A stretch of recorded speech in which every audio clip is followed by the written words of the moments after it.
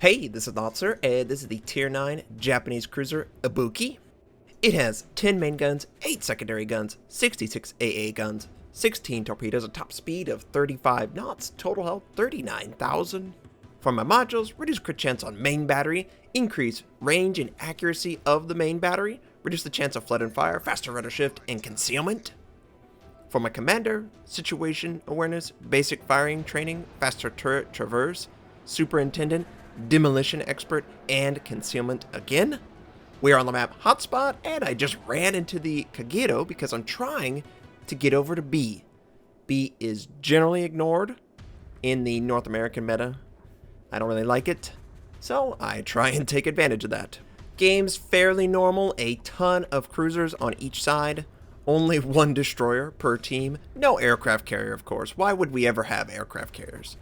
So it's gonna be a long-range engagement, and you need to be able to fire accurately against the enemy. I would love to find the enemy destroyer, and maybe he's gonna go for A, B, C. Usually, Wargaming puts the ships on either side, so since our destroyer spawned on the western side of the map, their destroyer should have spawned on the western side of the map as well. Now, we're moving towards B at a fairly reasonable rate. Someone is attempting to capture C as I speak. Our concealment factor is somewhere in the realm of 10 kilometers with both the module and the skill, so we have an advantage. This build actually allows you to invisible fire. So there's a dark zone. I'm not going to call it a dead zone. It is a dark zone just at the edge of my range that I can fire on the enemy and not risk taking damage. Now, of course, it's much harder to hit a long-range shot. And when I was moving towards B, I didn't believe I could capture it since this Baltimore is moving into range. Since he's broadside with me, I'm going to fire on him. Now, we had HE loaded initially, and we do 7,600 points of damage. No fire, though. I swapped to AP, and I noticed that the Baltimore is turning. So he's no longer a valid AP target. They're firing back at me, AP mostly, so it ricochets, and I return fire with the Mogami because I can actually see the side of his ship. We do okay damage. We actually take a significant shot from either a battleship or that cruiser over by A, and I would prefer to not die to the 4 or 5 ships that have range on me. And we're going to pull back, and we get a Citadel. I was actually surprised I was able to get 7 or 8k on the enemy Mogami. He's not too far away, but he's far enough away that he has plenty of time to maneuver. And this Pensacola was firing on my position. Now, I don't want to have to fire on him. I didn't do any work for him, but I'm going to kill him if allies had not. Thankfully, they do. The Mogami sustains more damage, probably from the battleships that are right behind me, moving west to east. And we didn't lead him enough. Probably a ship length was required in order to get the damage on the target itself. Extreme range is difficult for me. I'm talking I would prefer 70 to 80% chance to hit the target. I don't like that you have a low chance of hitting the target at an extreme range, so I try and move in closer. I feel like I have the ability to kill the target before they kill me, and sometimes I don't. But that's my thought process between running with concealment builds, running with last stand on all my destroyers. I would prefer it on all my destroyers. Nobody appears to be headed to B. We've kind of made them less interested. So I'm going to go and capture B. The friendly that was contesting C has now been eliminated, and they are free to capture it. So it is important that we protect our lead by taking a point. There is an enemy cruiser trying to capture A as well. If I was not here, they would be 2-0 up on us in probably 30 seconds time. That's not acceptable. It looks like multiple enemies are moving into the capture point. I have about 1 kilometer to work with against the Satago, and I would really prefer to capture B before I am visible or I choose to engage the target. But we are going to set up just right. Just. And I got so close to leaving the capture point and losing all that progress that I worked on. But we were able to come to a complete stop, just on the edge. The Atago taking tons of fire. I don't know if I'm the primary scout on the enemies in A, but I can't be hurting it, right? Now that we've completed the capture, we can freely engage the Baltimore, and I would love to prevent him from capturing A. And I think I missed just slightly. I predicted he would continue his turn. I predicted incorrectly. In that exact scenario, I should have chain fired to spread it around to have the opportunity to interrupt his capture. I fired incorrectly, and we lost A for that. Now, it's 2-3 on kills. It's very close still. They have an advantage on cap, but we have the middle. We can either go to C or A, depending on the enemy's deployment. And I'm just trying to get some fires on this enemy. And we do. We get one fire, 2k. You notice the friendly cruiser that was right in front of me, barely alive. Yeah, he dies. Can't overextend when you're that low. I'm sure he would have preferred to not be out in the open, forward of everyone on his team. But that's just the way the game worked. Now, the Baltimore, no longer a target. This Colorado, though, will be a target that we can take advantage of. We already have a Kagito. There's also what looks to be a battleship that's showing a side against the Colorado. Hopefully he has his guns facing that way. I'm going to stick with HE and look for those fires. And the Colorado is such an easy target to land shots on. 9,800 points of damage, 2 fires immediately, and he puts them out, of course. That's what you should do. He's going to be immune to fires on this salvo, and we missed just a little bit. He helps by avoiding the damage. You notice it says we set a fire, but obviously it didn't set.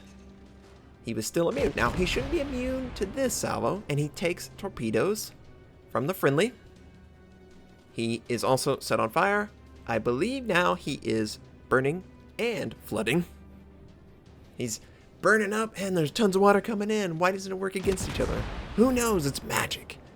Are we going to get the kill? No. We're able to help.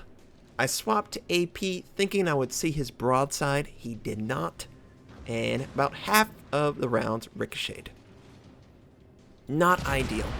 I was being a little bit too greedy. Now, we still had AP loaded for this salvo, and we fire on the Baltimore. Don't really get a lot of damage. 1 shell makes contact, 1,500 points of damage. I do swap to HE just because it's more reasonable when a target is maneuvering. 1 HE out, but he is showing a lot of his side, so I'm going to swap right back. We do 3k, no fire though, and I wanted to try and maintain all my guns facing port. You gotta try to keep that in mind. He is angled slightly, but there is a possibility that we penetrate his armor. 5,400 points of damage. He kind of turned in. He helped us out. No Citadel, though. Friendlies could possibly fire on his position. Now, I would love to see him die so I can go right to A and attempt to capture. Yes, he's dead. Okay, now we can turn.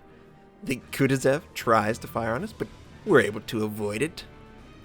He has a detection of default 14 with all concealment possible, 11.5.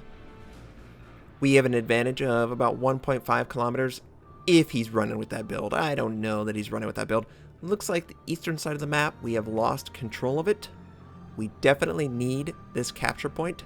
I was willing to run aground to hide behind this island. The north side of the map actually has a great advantage. You can hide in this little cubby hole, capture the point, force the enemy to have to come into the point to scout you out, maybe an aircraft overhead, but north does have the possibility of capturing while staying behind an island. The Kutuzov showing a ton of his side, we have HE loaded, and we're able to set him on fire, do significant damage. Now, he disappears for the exact second that the damage counter would display, so we don't know exactly how much we did, but he is on fire, and he is still maintaining a very broad target. Yeah, we're able to take him out. Didn't even need to swap to AP. I believe all of the enemy tried torpedoes, but we're fast. just fast enough to avoid those torpedoes. Now, I don't think there's any enemies left on the western side of the map. I think they're all in the east. The enemy destroyer is alive, just like ours, the Błyskawica. He's a hellish Yoda. He's probably trying to kill us. Now, notice the Atlanta, 41 hit points, and I can't do a whole video like that. It really does hurt my throat when I make it that groggy. But the enemy Tirpitz is also a valid target, and I don't want to risk losing the ally. In this situation, I did not work for this kill. We're so close, we have to do everything in our power to protect our team. This North Carolina has done a great job protecting the flank. A really great job, honestly. And I missed with my first salvo. He's healing. No! Friendly misses too. We gotta get him dead. We can't allow him to get back up and do significant damage against our team. 2 shells make contact for 1k, but no fire. I really want that fire. Now the Błyskawica is attempting the capture, of course. All guns were available. All guns fire on the enemy. There's the first fire. Good. But this enemy destroyer is too threatening. He could drop torpedoes. He could gun down my allies, so I switched to him. And we're able to do 36. Oh, here come torpedoes. Avoid, avoid. Oh, yeah. Very close.